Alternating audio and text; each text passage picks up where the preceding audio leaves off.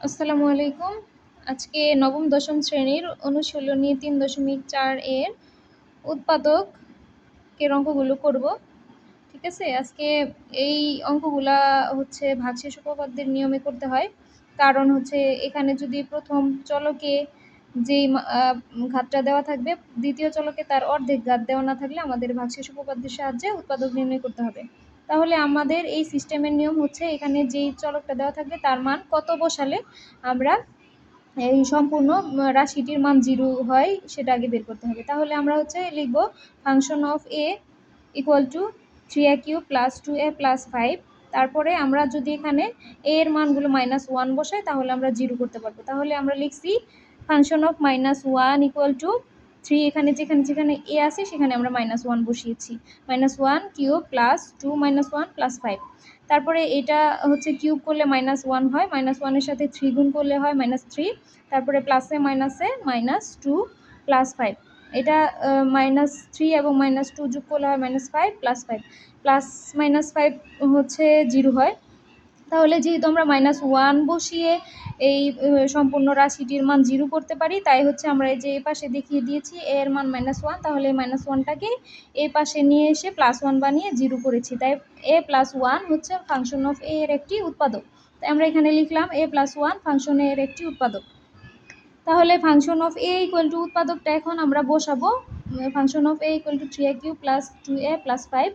তারপরে এইটা আমরা দ্বিতীয় লাইনটা প্রথমে করব না, করব হচ্ছে তৃতীয় লাইন। তৃতীয় লাইনে আমরা 3টা জায়গায় a+1 a+1 a+1 বসাবো।